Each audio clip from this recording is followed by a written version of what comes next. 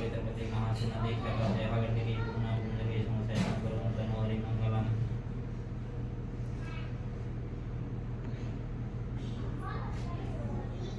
एतावानि महिमा तो जहाँ से पुरुष आपाद सर्विश्व भूतानि त्रिपाद सामुद्रं देवी चंदन जाओ चरिकण चंदन दुकान का दम समनों नमो नमः सुश्रेष्ठं नाम देशति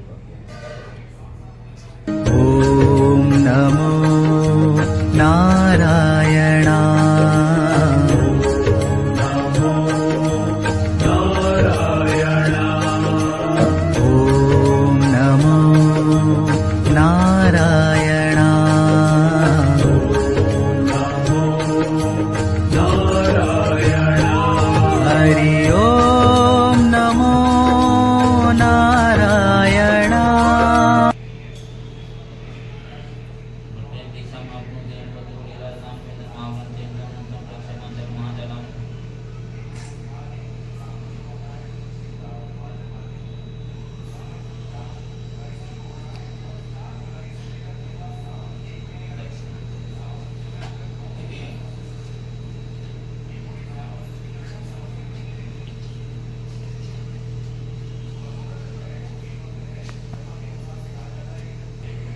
बेटू दादाजी बोला पापा। ओम नमो नारायणाय।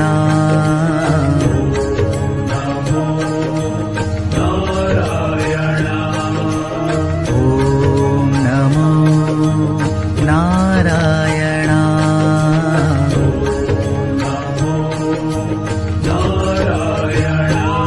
हरि ओम नमो नारायण।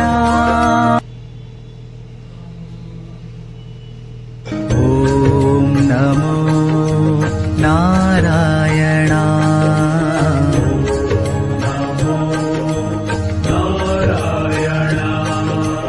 ओम नमो नारायण।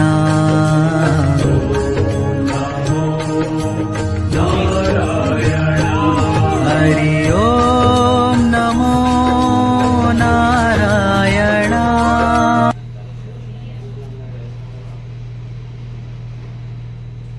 बेटू का छुपा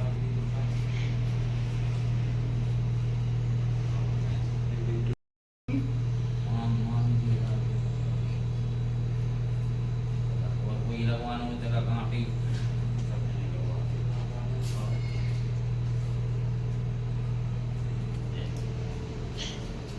माया में तो ने अग्नि हो गई वो तो हो रही है पप्पा जी हो रही है क्या एकदा नहीं सारण ने ऋषि शंकर है पकड़मुनिया सर्वेश उत्तम पौराणिकम खलु। एक समय योगी राज नारद जी दूसरों की शिक्षा से अनेक लोगों में विचरते हुए मृत्यु लोक में आए। यहाँ अनेक योनियों में जन्मे हुए प्रायः सभी मनुष्यों को अपने कर्मों द्वारा अनेकों दुखों से पीड़ित देखकर सोचा कि सेहत नहीं करने से इनके दुखों का नाश हो सकेगा। ऐसा मन में सोचकर विष्णु वहां धर्मचार भुजा वाले देवों के इस नारायण जिनकी भुजाओं में शंख चक्र गदा पद्म थे तथा परमाला पहने हुए थे देखकर स्तुति करने लगे। हे भगवान जी आप अत्यंत शक्ति से संपन्न है मन तथा वाणी भी आपको नहीं पा सकते। आपका आदि मध्य अंत नहीं है। निर्गुण स्वरूप के कारण भक्तों के दुखों को नष्ट करने वाले हो आपको मेरा नमस्कार है। नारद जी से इस प्रकार की स्तुति सुनकर विष्णु भगवान जी बोले हे मुनि श्रेष्ठ नारद आपके मन में क्या है। आपका यहाँ किस कार्य के लिए आगमन हुआ निसंकोच कहो। तब नारद मुनि बोले मृत्यु लोक में सब मनुष्य जो अनेक योनियों में उत्पन्न हुए हैं अपने अपने कर्मों के द्वारा अनेक प्रकार के दुखों से दुखी हो रहे हैं। हे नाथ मुझ पर दया रखते मनोकामना को पूर्ण करने वाला श्री सत्यदेव भगवान जी का व्रत है। इन्हीं की कृपा से मेरे यहाँ धन धान्य आदि की वृद्धि हुई है। ब्राह्मण से इस व्रत के बारे में जानकर लकड़हारा बहुत प्रसन्न हुआ। तब वह चरणामृत लेकर और प्रसाद ग्रहण करने के पश्चात अपने घर को गया। लकड़हारे ने अपने मन में इस प्रकार का संकल्प किया कि आज ग्राम में लकड़ी बेचने से जो धन मिलेगा उसी से मैं श्री सत्यदेव जी का उत्तम व्रत करूंगा। यह मन में विचार कर वह बूढ़ा आदमी लकड़ियां अपने सिर पर रखकर जिस नगर में धनवान लोग रहते थे वह ऐसे सुंदर नगर में गया। उस दिवस वहां पर उसे उन लकड़ियों का दाम पहले दिनों से दुगना मिला। तब वह बूढ़ा लकड़हारा दाम लेते प्रसन्न होकर पके केले का फल शक्कर घी दूध गेहूं का चूर्ण इत्यादि श्री सत्यनारायण भगवान जी के व्रत की कुछ सामग्रियों को लेकर अपने घर गया। फिर उसने अपने भाइयों को बुलाकर विधि के साथ भगवान जी का पूजन और व्रत किया। उस व्रत के प्रभाव से वह बूढ़ा लकड़हारा धन पुत्र आदि से युक्त हुआ और संसार के समस्त सुख भोग ग्रंथ में वैकुंठ को चला गया। इति श्री स्कंद पुराणे रेवाखंडे श्री सत्यनारायण व्रत कथायां द्वितीय अध्याय श्री सत्यदेव भगवान की जय। सूत जी बोले, हे श्रेष्ठ मुनि, अब आगे कथा कहते हैं, सुनो। पहले समय में उल्कामुक नाम का एक बुद्धिमान राजा था। वह सत्य वक्र जितेंद्रिय था। वह प्रतिदिन देव स्थानों पर जाता तथा गरीबों को धन देकर उनके कष्टों को दूर करता था। उसकी पत्नी कमल के समान मुख वाली और सती साध्वी थी। भद्रशिला नदी के तट पर उन दोनों ने श्री सत्यदेव जी का व्रत किया। उस समय वहाँ एक साधु वैश्य आया। उसके पास व्यापार के लिए बहुत सा धन था। वह नाव को किनारे पर ठहरा कर राजा के पास गया और राजा को व्रत करते हुए देखकर विनय के साथ पूछने लगा, हे राजा, भक्ति युक्त चित्त से आप क्या कर रहे हैं? मेरी सुनने की इच्छा है, आप मुझे बताइए।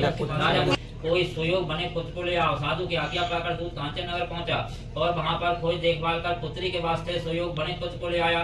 उस सुयोग पुत्र को देखकर साधु ने अपने बंधु बांधव के साथ प्रसन्न चित्त अपनी पुत्री का विवाह उसके साथ कर दिया, किंतु दुर्भाग्य से विवाह के समय भी उस व्रत को करना भूल गया। तब श्री भगवान जी क्रोधित हो गए और श्राप दिया कि तुम्हें दारुण दुख प्राप्त होगा। अपने कार्य में कुशल साधु मुनिया जामाता सारे समुद्र के समीप स्थित रत्नपुर नगर में गया और वहां दोनों ससुर जमाई चंद्रकेतु राजा को उस नगर में व्यापार करने लगे। एक दिवस भगवान श्री सत्यनारायण जी की माया से प्रेरित कोई चोर राजा का धन चुराकर भागा जा रहा था, किंतु राजा के दूतों का आता देखकर चोर ने घबराकर भागते हुए राजा के धन को वहीं चुपचाप रख दिया जहां वह दोनों ससुर जमाई ठहरे हुए थे। जब दूतों ने उस साधु वैश्य के पास राजा के धन को रखा देखा तो दोनों को बांध कर ले गए। प्रसन्नता से दौड़ते हुए, हे महानुभावो, भावी वस्तु में ऐसा कठिन दुख प्राप्त हुआ है, अब तुम्हें कोई भय नहीं। ऐसा कहकर राजा ने उनको नए नए वस्त्राभूषण पहनवाए तथा उनका जितना धन लिया था उससे दूना धन देकर आदर से विदा किया। दोनों वैश्य अपने घर के लिए चल दिए। इति श्री स्कंद पुराणे रेवाखंडे श्री सत्यनारायण कथा तृतीय अध्याय। श्री सत्यदेव भगवान जी की जय। और कर्म प्रदान विष्णु का जो दस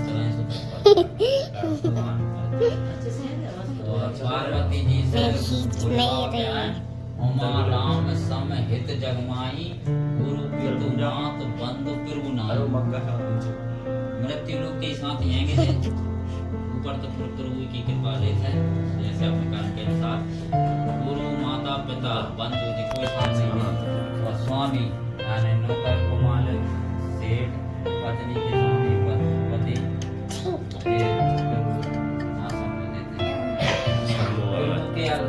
अलावा के साथ नहीं में नहीं तो माता तो सीधा तो सबसे बड़ी है। मृत्यु लोग के साथ ही है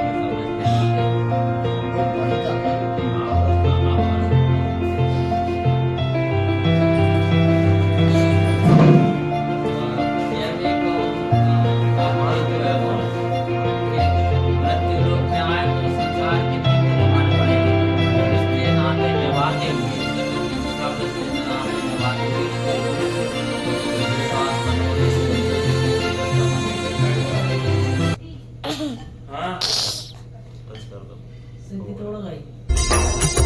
जय लक्ष्मी रमणा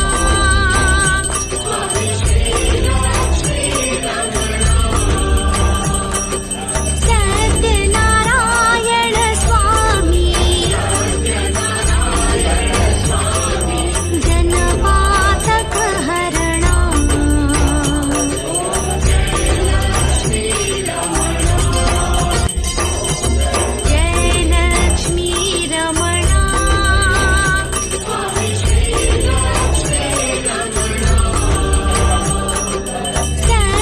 सत्यनारायण स्वामी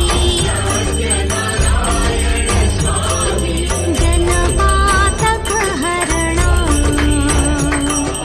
जय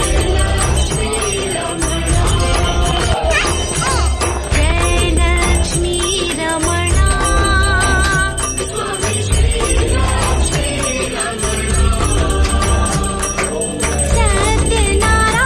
सत्यनारायण स्वामी